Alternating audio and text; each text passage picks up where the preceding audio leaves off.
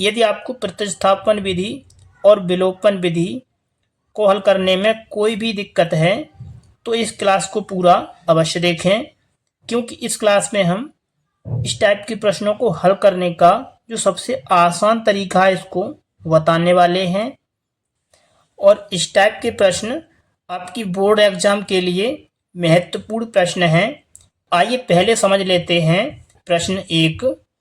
इसमें आपको 2 समीकरण दिए गए हैं, तो इनका हल प्रतिस्थापन विधि से निकालना है। तो चलिए पहले समझते हैं प्रतिस्थापन विधि को। पहले आपको जो प्रश्न 1 दिया है इसको लिखना है x + y = 7। ये आपको दिया है समीकरण नंबर 1। आगे आपको दिया है 2x - y = 5। ये आपको दिया है समीकरण नंबर 2।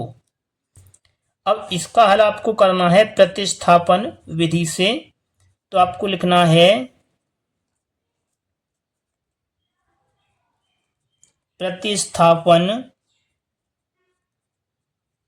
विधि से। तो प्रतिस्थापन विधि में होता क्या है, आपके पास 2 समीकरण दिए गए हैं, तो इसमें से आपको किसी एक समीकरण से x या y का मान ज्ञात कर लेना है। तो आइए समीकरण 1 से x का मान ज्ञात करते हैं। तो आपको लिखना है समीकरण 1 से। तो समीकरण 1 आपको दिया है x + y = 7। इसमें से आपको x या y किसी एक का मान निकालना है।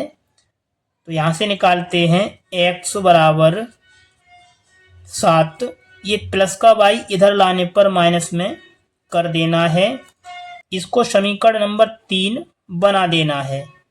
आगे आपको क्या करना है, आपने x का मान समीकरण 1 से ज्ञात किया है, तो x का मान आपको समीकरण 2 में रख देना है।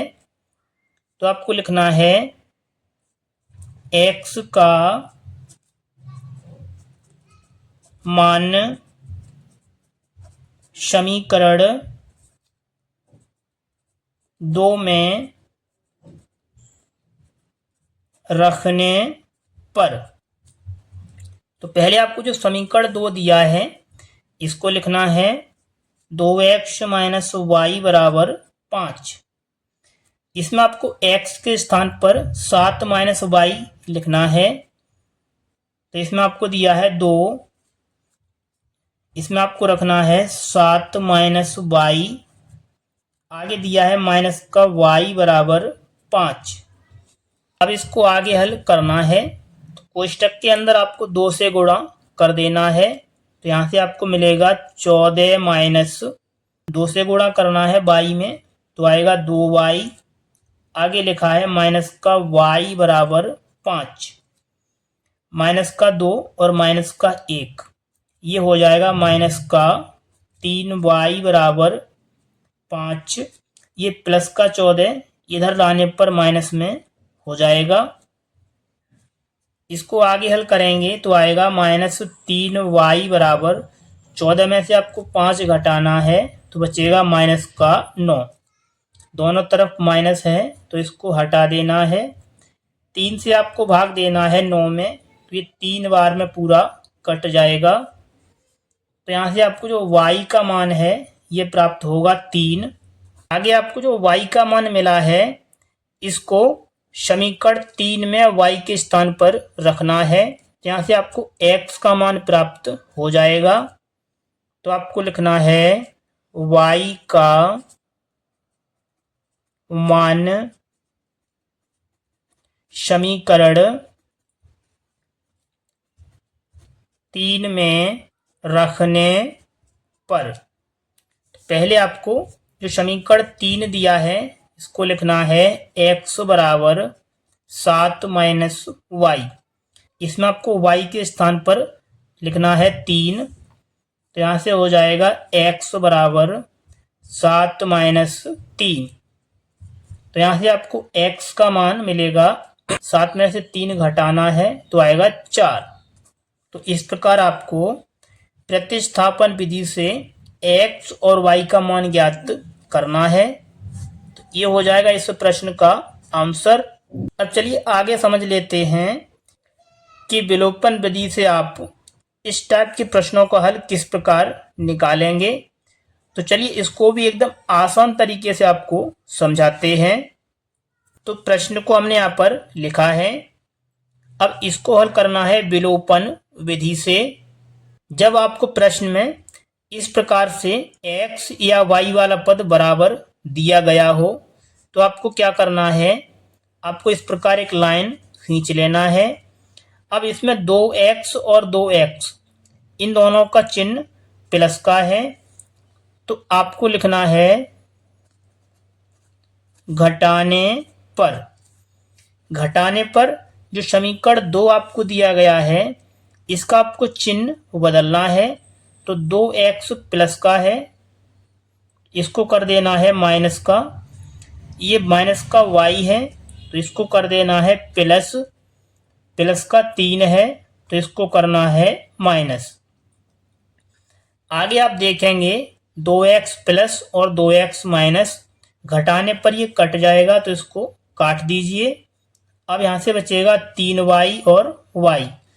जब इसको जोड़ेंगे तो ये हो जाएगा 4y बराबर 11 में से आपको 3 घटा देना है, जहाँ से बचेगा 8।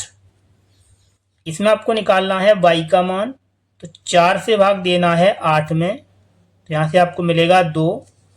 तो y का जो मान है ये आपको प्राप्त हो जाएगा। अब आपको ज्ञात करना है x का मान।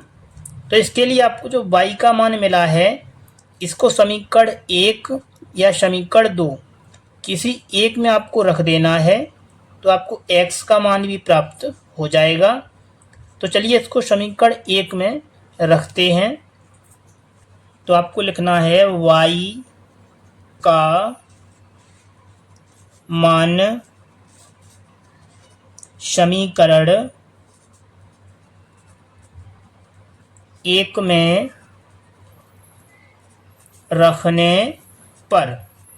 तो आपको समीकरण 1 दिया है, इसको लिखना है 2x प्लस 3y बराबर 11।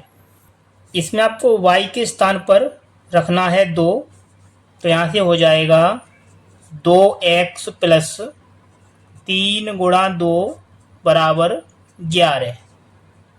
आगे इसको हल करना है तो आएगा 2x प्लस गुणा करेंगे 3 का 2 में तो आएगा 6 बराबर 11। आगे इसको हल करेंगे तो आपको लिखना है 2x बराबर 11, ये प्लस का 6 इधर लाने पर माइनस में हो जाएगा। 11 में से घटाएंगे 6 तो ये बचेगा 5। इधर लिखा है 2x। अब निकालेंगे x बराबर तो आएगा 5/2। ये गुणा वाली संख्या आपको भाग में लिखनी है, तो ये हो जाएगा x बराबर 5/2। तो ये हो जाएगा इस प्रश्न का आंसर। तो इस प्रकार आपको विलोपन विधि से इस टाइप के प्रश्नों का हल कर देना है। यदि आपको वीडियो में कहीं पर कोई भी स्टेप समझ नहीं आई है तो वीडियो को दोबारा अवश्य देखें।